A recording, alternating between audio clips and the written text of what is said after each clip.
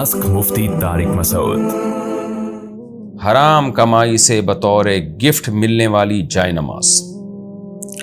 किसी ने पूछा है जी मेरे मामू ने जाय नमाज गिफ्ट की थी, मेरे मामू बैंक में काम करते हैं, तो मैंने इस जाय नमाज में जितनी नमाजें पढ़ी हैं क्या वो मुझे दोबारा लौटानी पड़ेंगी? देखें, अब अगर सूदी बैंक में काम करते हैं और उनका काम भी सूदी लेन देन के मुआहदे लिखना या उस पूरे निज़ाम को देखना, इस टाइप का कोई काम है, जैसे बैंक का मैनेजर होता है तो किसी न किसी दर्जे में सूद में इन्वॉल्व होते हैं मुलाजिमीन। तो बाज़ शोबे बैंक में ऐसे हैं जिसमें सूद में ज़रा भी इन्वॉल्वमेंट नहीं होती, जैसे चौकीदार है वो तो सिर्फ पैसों की हिफाजत के लिए बैठा हुआ है। तो अगर वाकई आपके मामू की आमदन हराम है, सूदी बैंक में कोई ऐसा काम लगा है जिस सूद में किसी भी तरह से वो मुलव्विस हैं, तो ऐसी सूरत में उनकी आमदन हराम है। उन्होंने अपनी हराम आमदन से अगर आपको जाय नमाज ख़रीद के दी तो आपके लिए उसमें नमाज पढ़ना भी जायज़ नहीं था। तो अब आपने उसमें जब नमाज पढ़ ली है तो उसका इस्तेमाल नाजायज़ था, इस्तेमाल कर लिया आपने।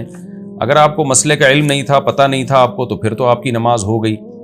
और जो नमाजें आपने पढ़ी हैं वक्त के अंदर अंदर उनको लौटा लेना लाजिम था, अगर आपको पता चल गया कि हराम आमदन से ली गई है।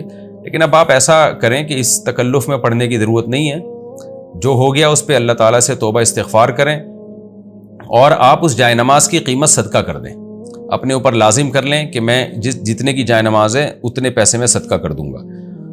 तो जो नमाजें अभी तक यानी जैसे ये मसला आपको बयान किए जा रहे हैं ना, तो जो वक्ती नमाज आपने अभी पढ़ी है तो उसको एहतियातन आप लौटा लें, क्योंकि एक कौल ये भी है कि नमाज जब वाजिबुल इआदा होती है तो वक्त गुजरने के बाद वाजिबुल इआदा नहीं रहती वो।